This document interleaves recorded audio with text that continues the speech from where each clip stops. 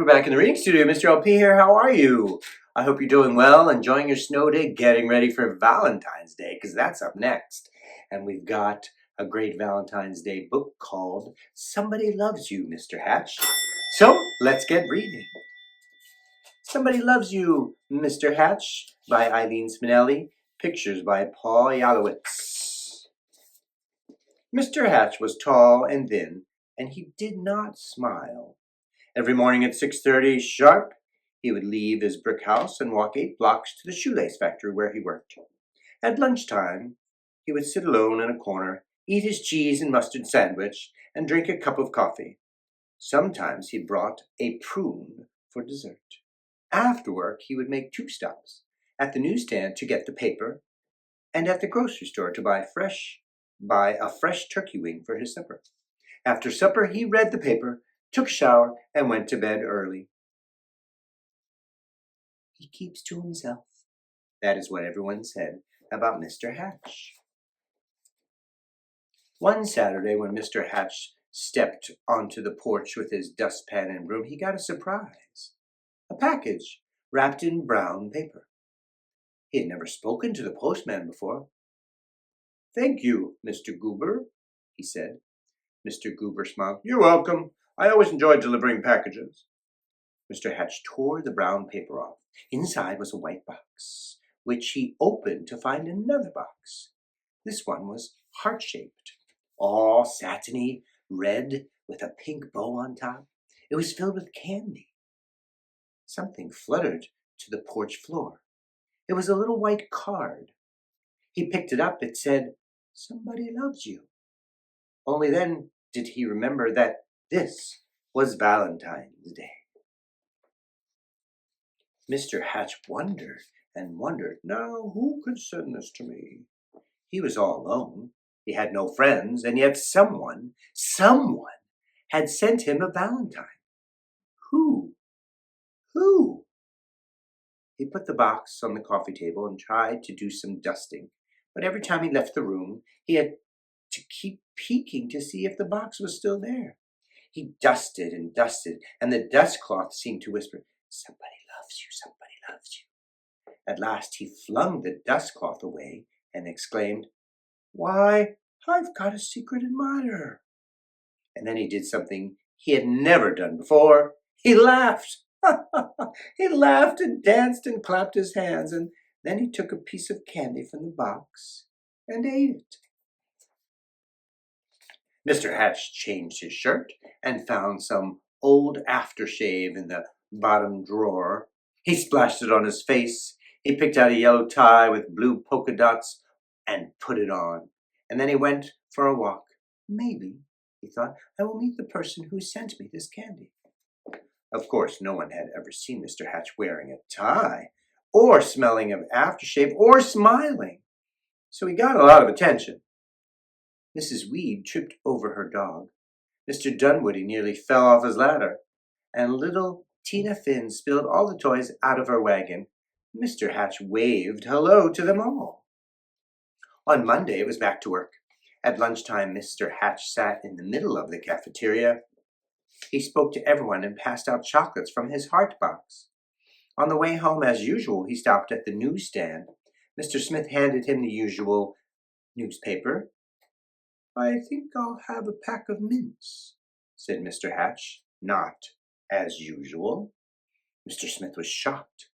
Was that you speaking, Mr. Hatch?" "Indeed it was," said Mr. Hatch.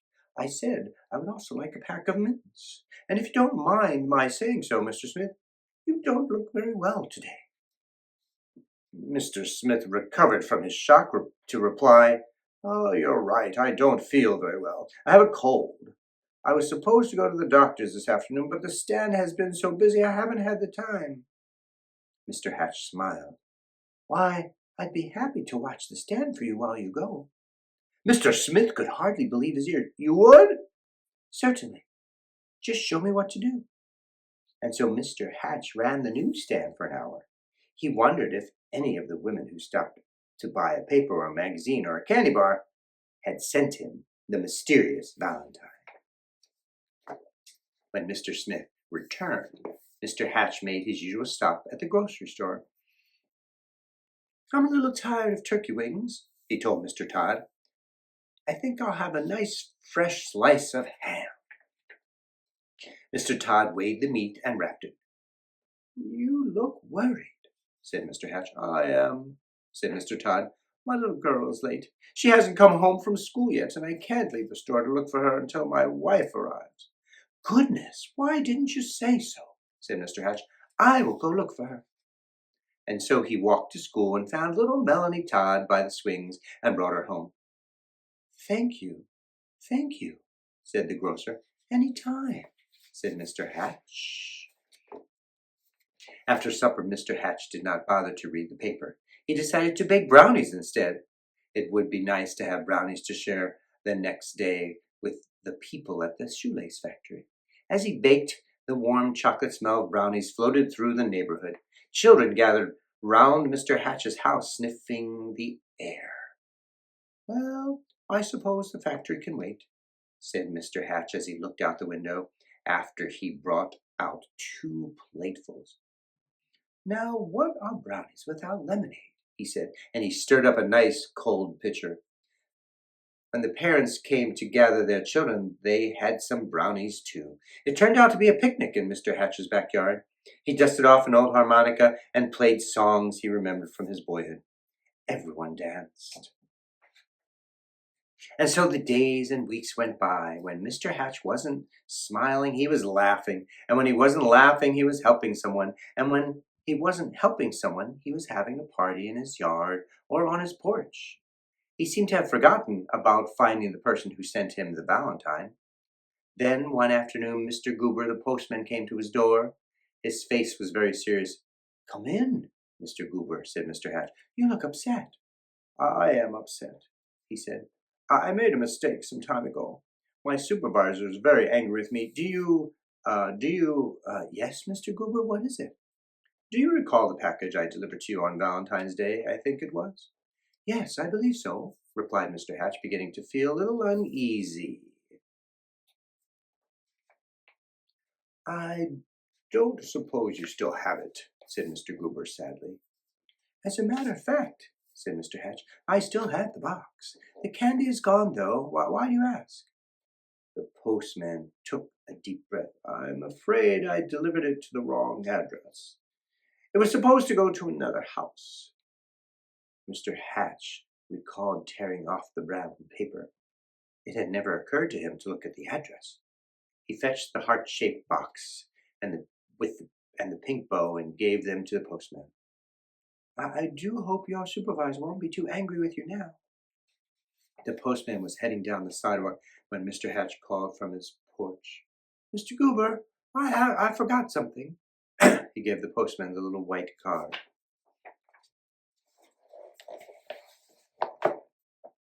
Alone in his living room, Mr. Hatch sighed.